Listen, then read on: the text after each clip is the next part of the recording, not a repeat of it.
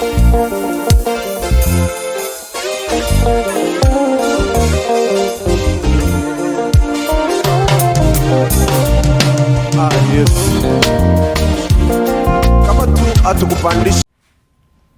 guys, welcome.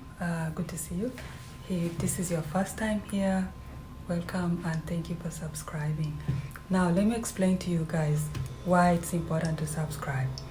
Personally, sometimes I come across really great videos on YouTube, and then I'll watch the video, enjoy the video. Sometimes I'm not enjoying everything, but maybe I like the way they talk, I like the fashion, I'm admiring the background or whatnot, and then I don't subscribe. And then one day I'll be bored going through videos. It's like I've watched all of it. Then I'll start thinking of, oh my God, what was that channel that I watched?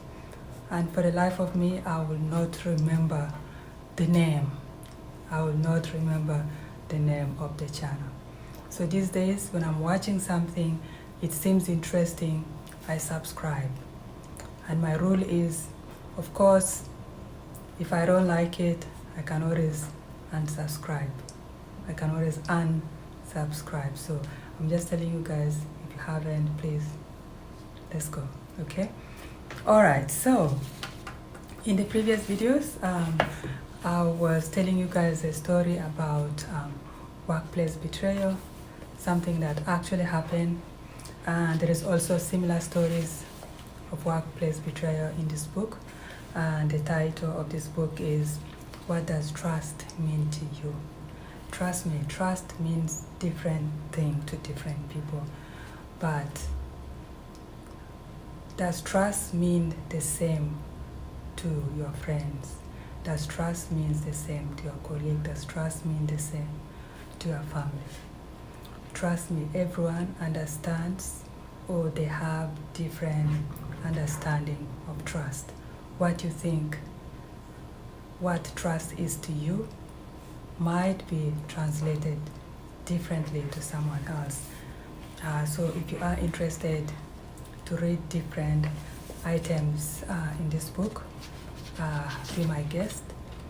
The book is available in any of the platforms that sells children's books, novels, but this is not a children's book, but anybody can read this.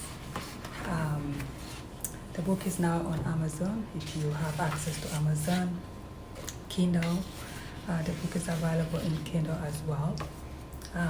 It's very easy to find. All you gotta do is type What Does Trust Mean to You on Google, and then just put my name probably on the side. You can still find it. The name is Suraya, S-U-R-A-Y-A. Okay, now let's get to the video. Oh my goodness. All right, so today I'm just going to give you guys a short story about loyalty. And we've been reviewing this book for some time, and I've been also telling you guys different stories about loyalty, and the title of this book is Be True to Yourself, Are You a Loyal Friend? What does Are You a Loyal Friend mean? Sometimes what loyalty means to you, trust me, it means something else to somebody else. And that's why people get betrayed every day, and then you are really shocked that someone betrayed you. But there are a lot of things that we probably, and you or some of us, do differently that we get disappointed. And usually, personally, when I am betrayed, or if I find myself in that situation, I don't jump into blaming the person. I usually reflect back to see, hold on, what did I miss? And sometimes we miss those red flags because we are on our head. You sometimes make assumption to see you on the same page with anybody, whether it's a colleague, whether it's even family member, guys. These things does happen. And I was gonna tell you guys a quick story about betrayal, okay? I don't know whether I should call it betrayal, whether I should just call it drama, craziness. I don't know how I should put it. So anyways, this guy decided that they're from overseas,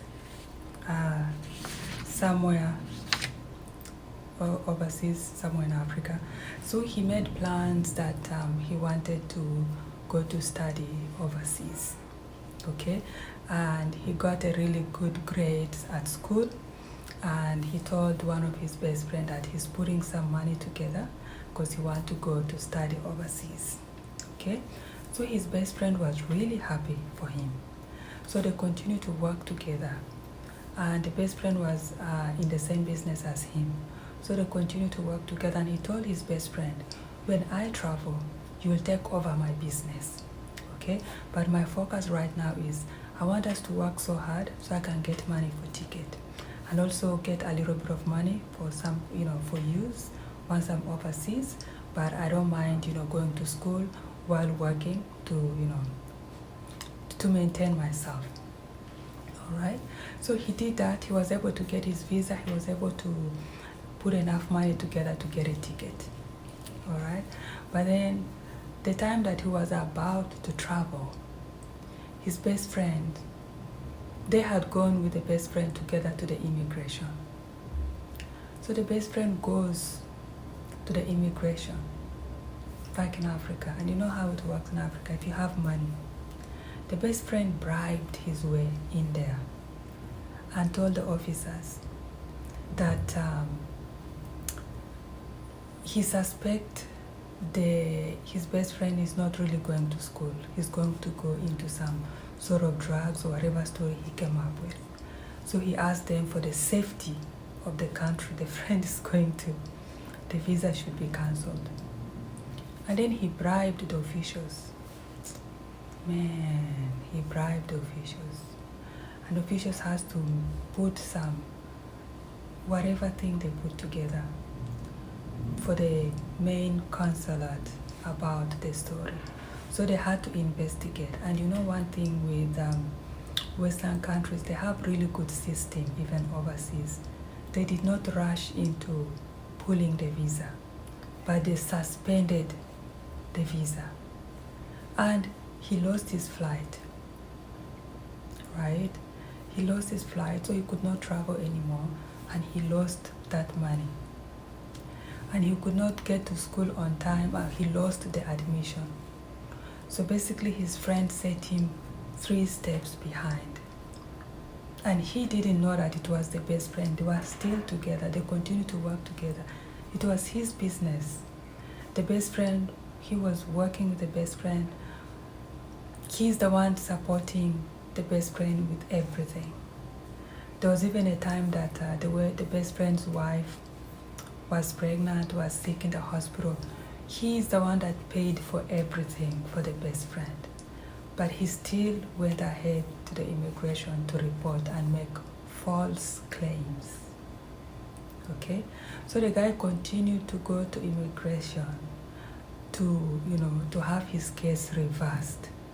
And every time he goes to immigration, the best friend tags along. Okay? And then one day, God, one day he wanted to go to the immigration again, but the best friend did not get to him on time because, I don't know, something with the car broke down or something. But because he's already made an appointment with the immigration, he went by himself. But this time when he was by himself, one of the securities with him asked him that, I know you've been coming here with another guy. Who's that guy to you? He said, oh, that's my childhood friend. He's a very good guy, He's my guy. We've known each other for a very long time, The guy's like, really? He's like, yeah. So when we go to the consulate, and apparently rumors was already going around. So one of the main people in there asked him, where is the guy that you come with? He's like, he's not here today, something's wrong with the car and whatnot. It's like, okay, what is your relationship? Oh, he's my best friend, blah, blah, blah. Like, how long have you known him? It's like, he's my childhood friend. It's like, even he works in my business. Even I'm praying when I travel overseas, I want him to take over the business. And then, of course, Oibo, how we say Oibo, they cannot hide secret. The lady told him, that guy is not your friend. He's the one that came here to have your process suspended. He told her that you're going to do 1, 2, 3, and 4. He was shocked. So I'm telling you guys, people can surprise you. Okay? See you guys in the next one. Bye.